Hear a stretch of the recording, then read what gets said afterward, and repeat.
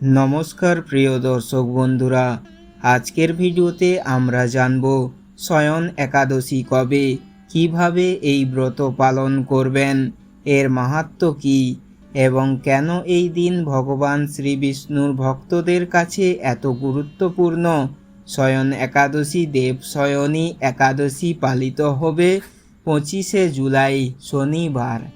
এই দিন থেকে চতুর্মাসের সূচনা হয় এবং ধর্মীয় বিশ্বাস অনুযায়ী ভগবান শ্রীবিষ্ণু ক্ষীরসাগরে যোগ নিদ্রায় গমন করেন। আষাঢ় মাসের শুক্লপক্ষের শয়ন বা দেবশয়নী একাদশী থেকে চতুর্মাস ব্রতের সূচনা হয়। ধর্মীয় বিশ্বাস অনুযায়ী এই দিন ভগবান শ্রীবিষ্ণু ক্ষীরসাগরের অন্তর্নাগের শয্যায় যোগ নিদ্রায় গমন করেন। এরপর কার্তিক মাসের উত্থান প্রবোধিনী একাদশীতে তিনি জাগ্রত হন। এই 4 মাসকে চতুর্মাস বলা হয়। এই সময় ভক্তরা বিশেষ ব্রত, জপ, দান এবং ভগবান বিষ্ণুর আরাধনা করেন। শয়ন একাদশী কি? আষাঢ় মাসের শুক্লপক্ষের একাদশী তিথিকে শয়ন একাদশী বা দেবশয়নী একাদশী বলা হয়। এই দিন থেকেই বিশ্বাস করা হয় যে ভগবান শ্রীবিষ্ণু ক্ষীরসাগরে যোগ নিদ্রায় গমন করেন। এরপর 4 মাস ব্যাপী চতুর্মাস শুরু হয়। এই সময়ে বিবাহ সহ অনেক শুভ কাজ সাধারণত করা হয় না। কার্তিক মাসের উত্থান একাদশীতে ভগবান শ্রীবিষ্ণুর জাগরণ হয়। শয়ন একাদশীর মাহাত্ম্য। শয়ন একাদশী। মহারাজ যুধিষ্ঠির বললেন, হে কৃষ্ণ, আষাঢ় মাসের শুক্লপক্ষের একাদশীর নাম কি? এর মহিমাই বা কি? তা আমাকে কৃপা করে বলুন। শ্রীকৃষ্ণ বললেন, ব্রহ্মা এই একাদশীর সম্পর্কে দেবশ্রী নারদকে যা বলেছিলেন, আমি সেই আশ্চর্যজনক কথা আপনাকে বলছি। শ্রী ব্রহ্মা বললেন, হে নারদ, এ সংসারে একাদশীর মতো পবিত্র আর কোনো ব্রত নেই। সকল প্রকার পাপ বিনাশের জন্য এই বিষ্ণুর ব্রত পালন করা একান্ত আবশ্যক। যে ব্যক্তি এই প্রকার পবিত্র পাপনাশক এবং সকল অভীষ্ট প্রদাতা একাদশীর ব্রত না করে তাকে নরকগামী হতে হয়। আষাঢ়ের শুক্লপক্ষের এই একাদশী শয়নী নামে বিখ্যাত। শ্রী ভগবান ঋষিকেশের জন্য এই ব্রত পালন করতে হয়। এই ব্রতের সম্বন্ধে এক মঙ্গলময়ী পৌরাণিক কাহিনী আছে।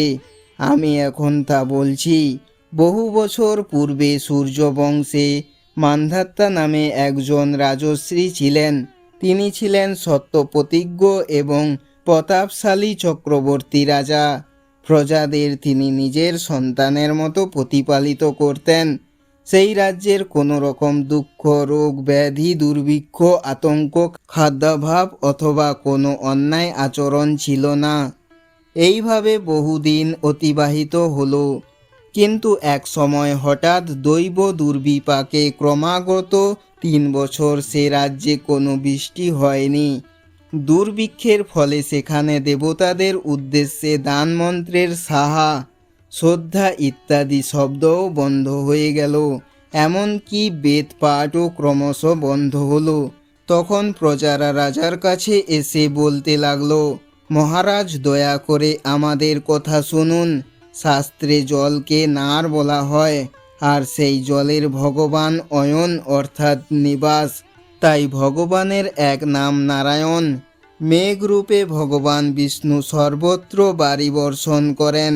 সেই বৃষ্টি থেকে অন্ন এবং অন্ন খেয়ে প্রজাগণ জীবন ধারণ করেন। এখন সেই অন্নের অভাবে প্রজারা ক্ষয়প্রাপ্ত হচ্ছে। অতএব হে মহারাজ, আপনি এমন কোনো উপায় অবলম্বন করুন যাতে আপনার রাজ্যের শান্তি এবং কল্যাণ সাধন হয়। রাজা মান্ধাত্তা বললেন, তোমরা ঠিকই বলেছ। অন্ন থেকে প্রজার উদ্ভব, অন্ন থেকেই প্রজার পালন। তাই অন্নের অভাবে প্রজারা বিনষ্ট হয়, অথবা রাজার দোষেও রাজ্য নষ্ট হয়। আমি নিজের বুদ্ধিতে আমার নিজের কোনো দোষ খুঁজে পাচ্ছি না। তবুও প্রজাদের কল্যাণের জন্য আমি আপ্রাণ চেষ্টা করব।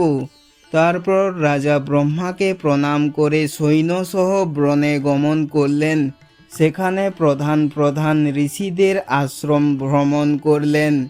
এভাবে একদিন তিনি ব্রহ্মার পুত্র মহাতেজস্বী অঙ্গিরা ঋষির সাক্ষাৎ লাভ করলেন। তাকে দর্শন মাত্রই রাজা মহা আনন্দে ঋষির চরণ বন্দনা করলেন। মণিবর তাকে আশীর্বাদ ও কুশল প্রশ্ন জিজ্ঞাসা করলেন। রাজা তখন তার বনে আগমনের কারণ সবিস্তারে ঋষির কাছে জানালেন। ঋষি অঙ্গিরা কিছু সময় ধ্যানস্থ থাকার পর বলতে লাগলেন, হে রাজন, এটি সত্য যুগ। এই যুগে সকল লোক বেদ পরায়ণ এবং ব্রাহ্মণ ছাড়া অন্য কেউ তপস্যা করে না। এই নিয়ম থাকা সত্ত্বেও এক শূদ্র এই রাজ্যে তপস্যা করছে। তার এই অকার্যের জন্যই রাজ্যের এই দুর্দশা। তাই তাকে হত্যা করলেই সকল দোষ দূর হবে। রাজা বললেন, হে মুনিবর, তপস্যাকারী নিরপরাধ ব্যক্তিকে আমি কিভাবে বধ করব? আমার পক্ষে সহজ সাধ্য অন্য কোনো উপায় থাকলে আপনি তা দয়া করে আমাকে বলুন। তদূরে মহর্ষি অঙ্গিরা বললেন, আপনি আষাঢ় মাসের শুক্লপক্ষের শয়নী নামে প্রসিদ্ধ একাদশীর ব্রত পালন করুন। এই ব্রতর প্রভাবে নিশ্চয়ই রাজ্যে বৃষ্টি হবে।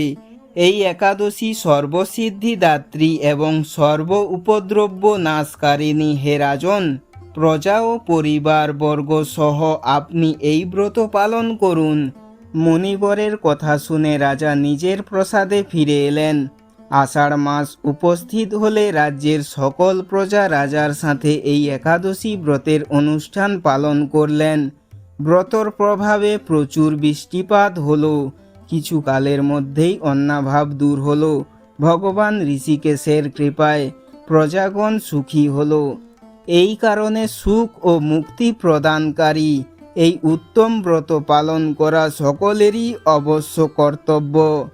ভবিষ্যৎ উত্তর পুরাণে যুধিষ্ঠির শ্রীকৃষ্ণ তথা নারদ ব্রহ্মা সংবাদ রূপে একাদশীর এই মাহাত্ম্য বর্ণিত হয়েছে। শয়ন একাদশী কিভাবে পালন করবেন? সকালে ব্রহ্ম মুহূর্তে উঠে স্নান করুন। পরিষ্কার পোশাক পরে ভগবান শ্রীবিষ্ণুর পূজা করুন। তুলসী পাতা, হলুদ ফুল, ফল ও পঞ্চামৃত নিবেদন করুন। ওং নমো নারায়ণায়, ওং নমো নারায়ণায় বা ওং নমো ভগবতে বাসুদেবায় মন্ত্র জপ করুন। সম্ভব হলে সারাদিন উপবাস পালন করুন। ফলাহার বা নির্জলা উপবাস নিজের সামর্থ্য অনুযায়ী করতে পারেন।